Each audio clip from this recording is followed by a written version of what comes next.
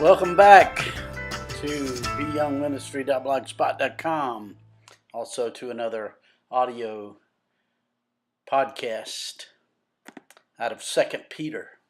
Tonight we're in 2 Peter chapter 1 and verse 6, which reads, "And to knowledge, self-control, and to self-control, perseverance, and to perseverance, godliness." As you'll remember, Peter is writing his second epistle to the group of believers who were in danger of succumbing to the false teaching that was coming out in the church. And you'll remember First Peter is all about the pressure from without.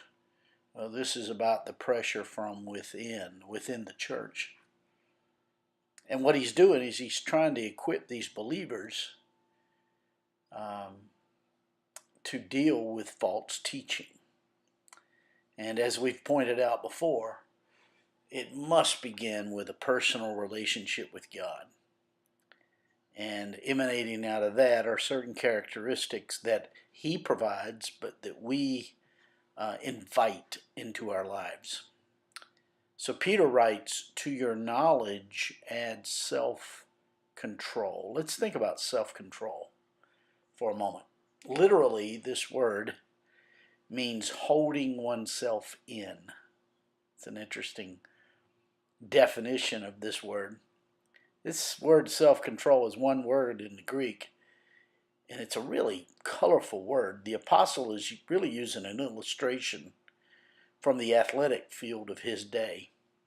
And these athletes were trained to be self-restrained, self-disciplined. And in the same way, athletes abstain from unhealthy food and alcohol and to keep themselves fit in order to maximize their abilities. Peter is encouraging the follower of Christ to do as well. Just looks different. False teachers always claim their unique knowledge has freed them from the need of self-control. You'll notice false teachers, they always indulge themselves.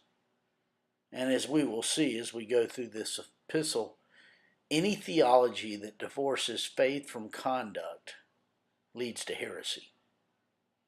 God-likeness, which comes out of our personal experience with God, that's personal experiential knowledge, gnosko, of God, expresses itself in self-control. Self-control is the result of being defined by God himself. And you'll remember these characteristics are produced by God. They're fruits of the Spirit that are realized in the life of the believer. We choose to allow God to define us. So Peter says, add to your knowledge self-control. Peter goes on to write in verse 6, and to self-control add perseverance. This word translated perseverance, this Greek word, hupomon, is to be patient while enduring in doing what is right.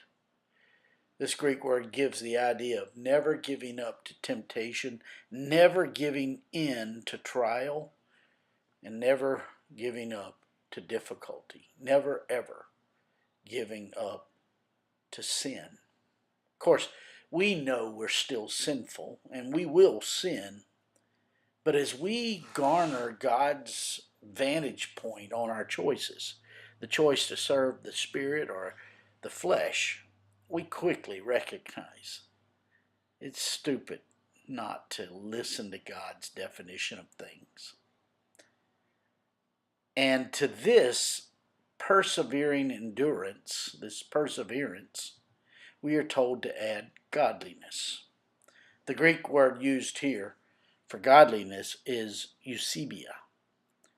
It's also used back in 2 Peter chapter 1 and verse 13.